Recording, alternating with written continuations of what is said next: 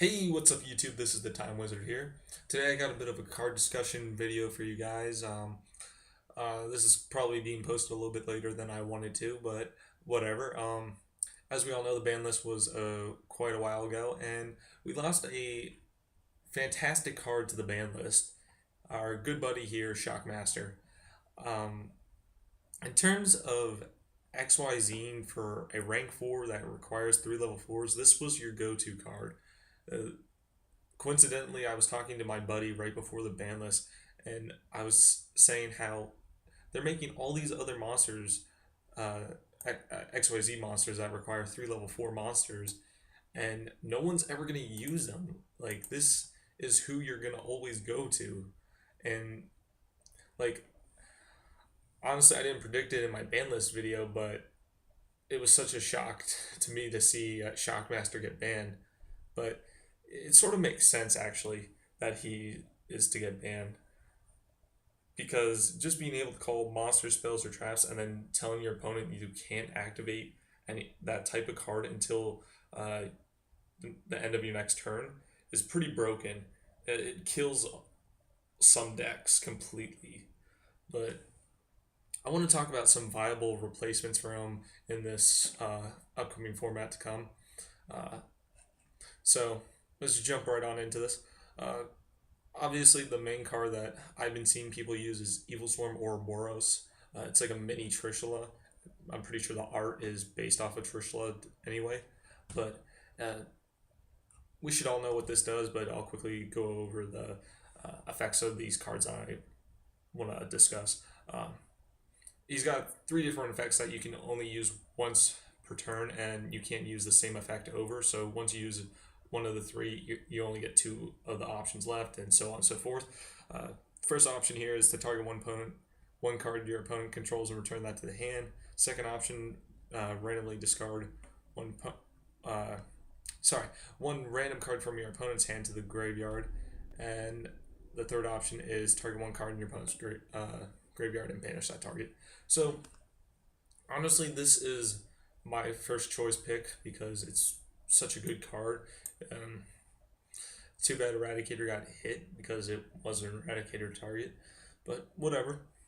But I've been seeing a lot of people go to this as their first option to replace their Shockmaster. But as you can see, it's not the most cheapest card out there.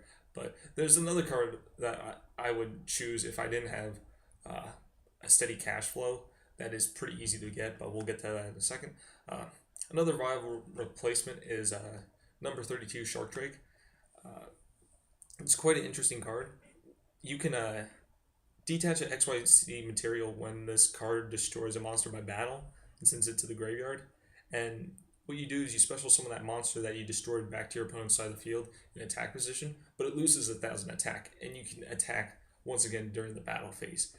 And he's pretty hefty at 2,800. So that's in my opinion a pretty viable replacement.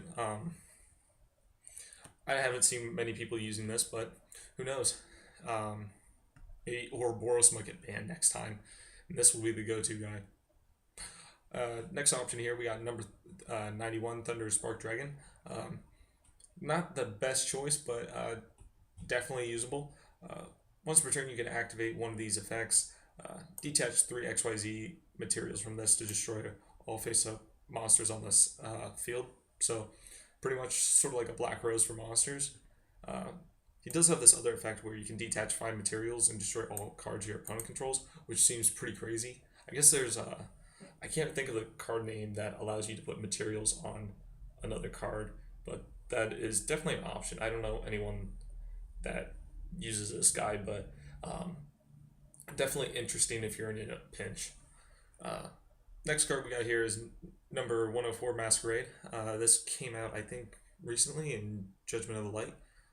During either player's battle phase, you can detach to negate a activation of a card and inflict 800 damage to your opponent. My apologies, not a card, a monster effect. During the battle phase, you can detach and inflict 800 points of damage, and obviously you negate the effect. And then once per turn, you can send the top card of your opponent's deck to the graveyard. So you don't have to detach for that, but that's pretty interesting. I see a lot of people talking this card up, but I don't like it because it's just the battle phase. If it was uh, any other time, that could be possibly just broken. But I don't know. He's interesting. Uh, the card that is my second best option that I really think is awesome that came out in Lord of the Tachyon is number 69 Heraldic Crest. When this card is special summon, negate all effects of XYZs currently on the field. You can target one XYZ monster on the field until the end phase. This card's name and original effect become the same as that monster. You can only use number 69 Heraldic Crest once per turn. So that's actually pretty interesting. If your opponent is playing a lot of XYZs, you can pretty much copy this guy to their XYZ monster and abuse their effects. That can be a good thing and a bad thing, but more or less I like it that it negates the effects of all face-up XYZs currently on the field. So it's sort of like a skill drain for XYZs. But I think this guy has a lot of potential. It's just no one's taking recognition to him since Ouroboros is a thing. I got one other option here. One eye skill gainer, sort of like number 69. You can detach one material to target one face-up XYZ. He becomes that card's name and original effect. You can only use this effect once per turn while this is face-up on the field. So a little more limited, not too bad. But then again, it doesn't really negate all XYZ monsters on the field. So I'm still leaning towards number 69 on this one. And then a little bit of a player preference choice. I'm using this in my Battling Boxers. If you've seen that profile, go check it out. He's really cool.